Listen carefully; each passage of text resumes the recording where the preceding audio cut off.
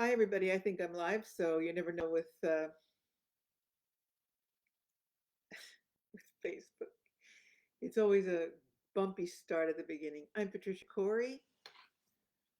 I've been away for a few days. I kept it quiet, of course, for security reasons. I really don't like to uh, target my absence just for taking care of things at home. I went to Lisbon. It's always very interesting for me to leave the sanctity of this island with such a slow, gentle energy and then be thrust into a cosmopolitan scene like Lisbon, which is still a pretty small city compared to some of the places like Rome. We won't even talk about Cairo. So, anyway, I wanted to just get you up to date on what's happening, my thoughts on my thoughts, which I have been broadcasting loudly over the last few days on Facebook on all kinds of topics. But here's what happened. I had to go to the embassy to renew the Italian embassy to renew my passport. It took almost 2 years to get this appointment because now you never speak to humans anymore. And to get an appointment to get the passport renewed took me seriously almost 2 years. Patiently, I waited until finally the appointment came. And of course, living on an island, you can't get much done. You have to go to Lisbon. So I took advantage of that and did some fun things, took care of some business. But the point of the conversation is this. When I was sitting in the waiting room of the embassy, I looked around and every single person in the room was glued to the cell phone. No, mine is always in this little protective pouch, which I keep telling you about and which I do not get commission for. This particular one is called Mission Darkness, totally blocks out all the signals of the cell phone. So, and all the energy that it emits. And I dare to say takes as well, which I'm going to get into in this conversation. So, anyway, I was sitting there because instead of watching my cell phone, I watch people. And there was a mother, I posted this picture, a mother sitting with her two boys, engrossed on the cell phone, and hence them. Um, Another mother with a very young child, probably 3, engrossed on the phone. And this baby in a carriage, um, trying to get her attention, forget it. Without crying, it was like, please, I'm here, notice me. And as I looked around the room, I had an out of body experience, which happens to me often, as you know. And suddenly, all I saw was these heads and these phones and everything else. It was almost like having some sort of I wouldn't say seizure, but if you've ever had this experience where suddenly reality or your vision sort of goes into like a tunnel vision, and all I saw was the heads and the phones, and I realized, wow, I'm screaming about the cell phone nonstop all the time, but this experience showed me without question how we complain about this.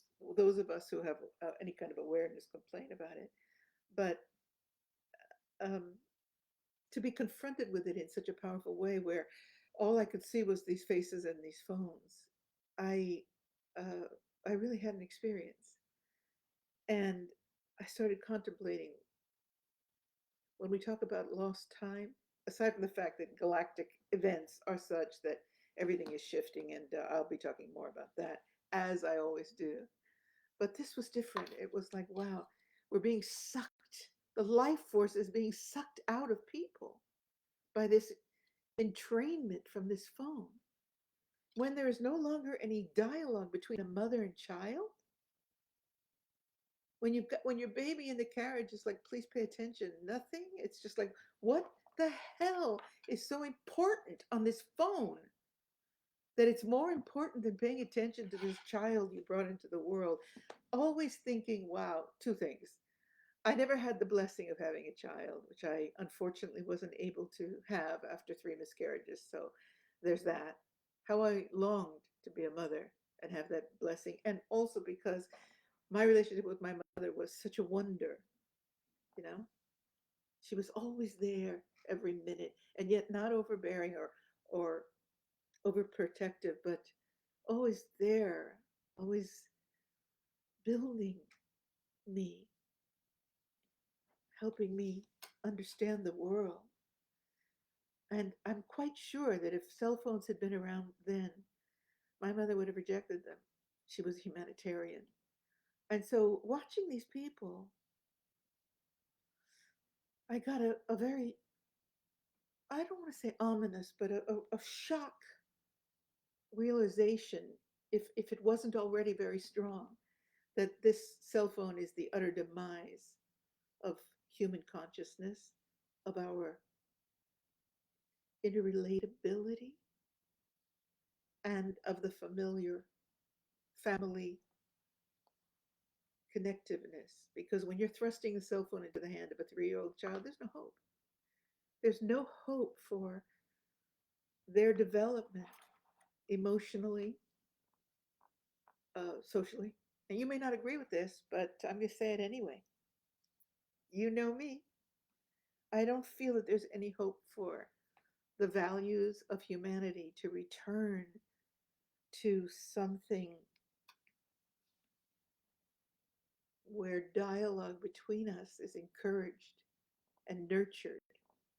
And rather, this is your boss, pay attention. This is the vehicle for you to be instructed on where to place your time and energy. And speaking of time and the cell phone, a great little exercise for people would be, you've got all this stuff on the phone. You can monitor how many minutes, time, hours, seconds you're on social media. Uh, Pay attention to how much time you're spending on the phone. Because again, when we're lost in this feeling of losing time, we don't have enough time. Time. And you know that I'm all about explaining and sharing the Syrian wisdom about the fourth dimension and how time is breaking down and how we are in the fourth dimension, or certainly passing through and passing from 3D to 4D. So I've gone into that quite a lot. But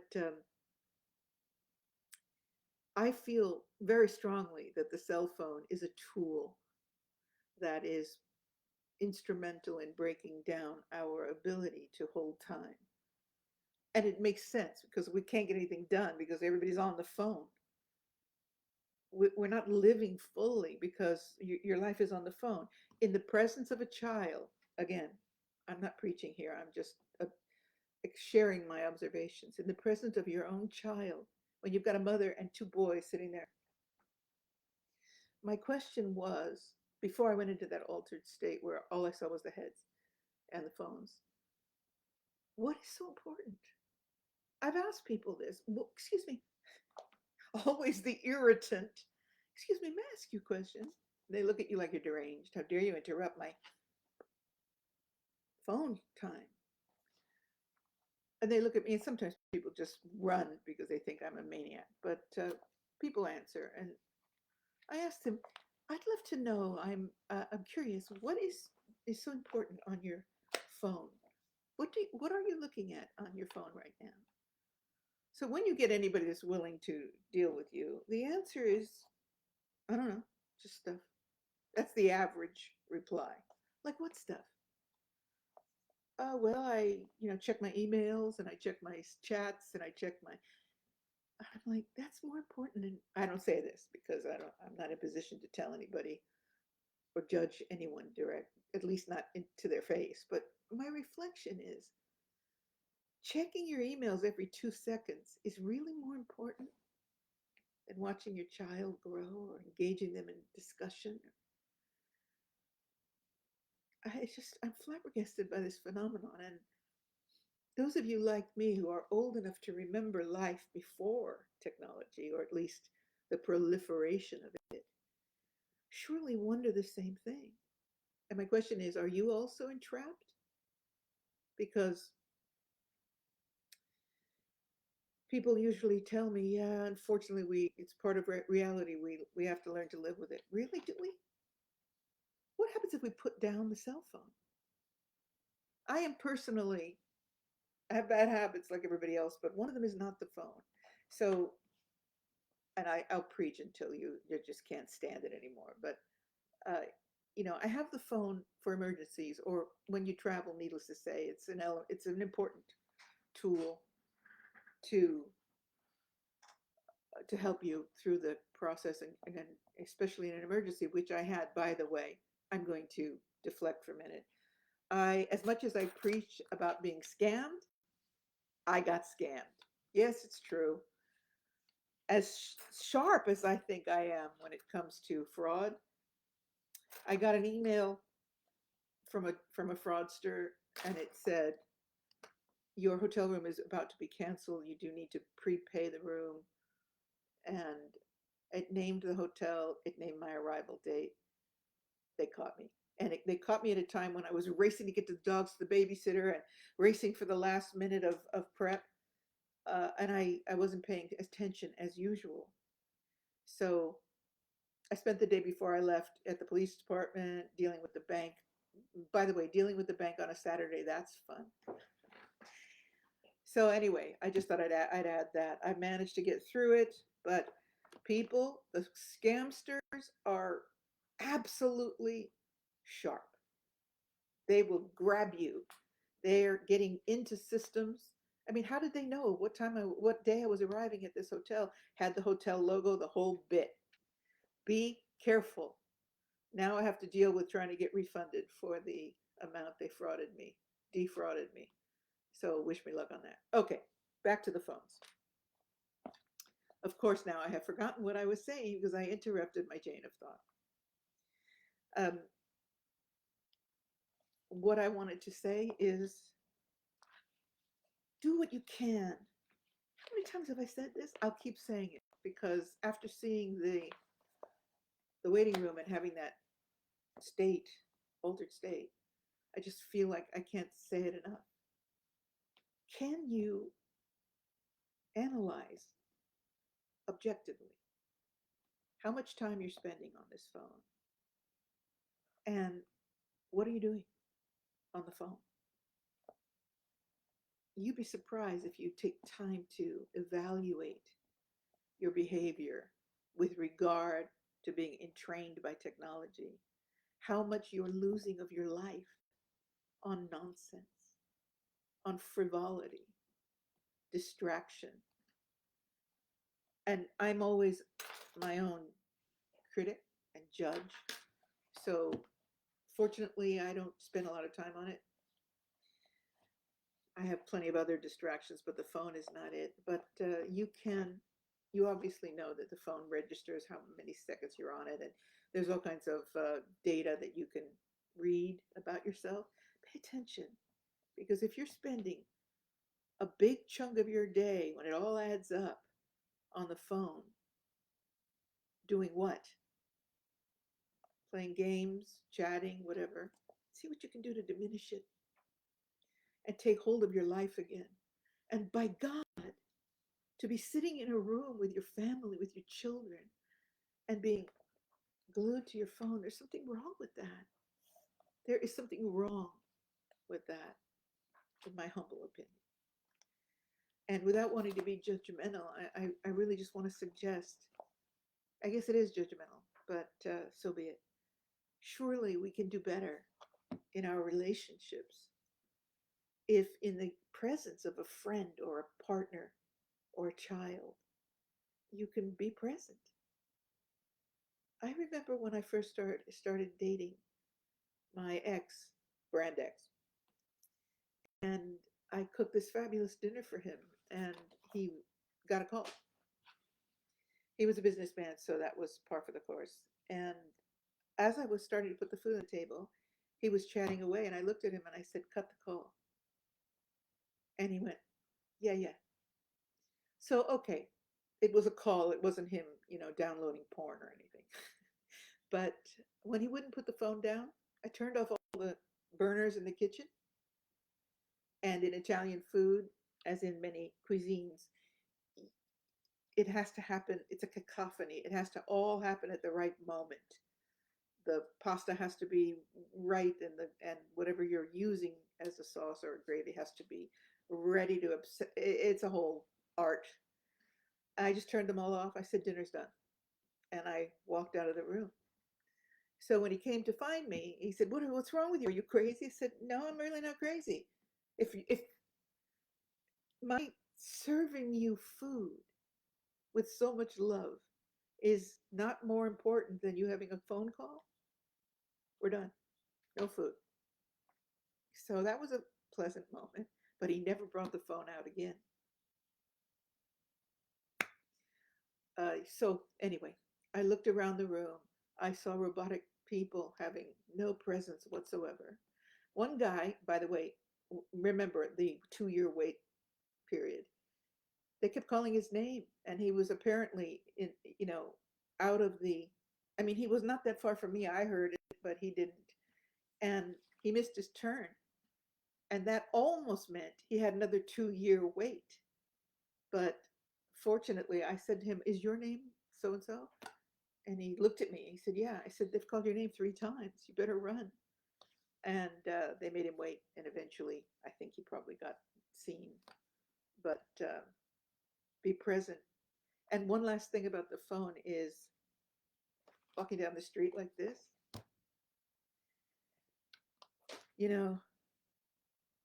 Criminality we know is on the rise. And these dudes, they're just laughing all the way. When you see people, it happened to me again in Lisbon. Somebody walked right into me, walking down the street with the phone in their vision, not completely unaware of life around them. I just wonder, how long will it be before we're in the phone, before physical human beings are nothing more than holographs in the technology? Isn't that what they're programming us to do, to be? We can't allow this to happen, people. Soon, with Neuralink or whatever other device they come up with, the mark of the beast, it will be inside you. And plenty of people are thrilled to death. Lots of young people say, I can't wait for the Neuralink chip. Oh, yeah, then I won't have to carry my phone around. God forbid. So those are my thoughts. One last thought. I was watching outside. I was having a cafe waiting for my hair appointment. And this guy, I was sitting outside. Okay, so this couple, American couple in the square, asked this guy, nice looking, well-dressed guy, if he would take a picture for them in front of this statue. I think it's Vasco da Gama, some Portuguese hero. He said, sure, grabbed the phone, and they were busy posing, and he ran down the street, disappeared completely, end of phone. This is my rhetoric for the morning. I'd love you to think more about it, more and more and more, and release yourself. Just try the test. Get it out of your face as much as you can. And in so doing, reclaim some of this lost time. There's so much more you could be doing with it rather than melding with your technological master. Thank you for the people that tuned in. I know it's early in America, so most people will still be in bed, but I hope you'll give it some thought. Take care, people. I'll catch you in the next one.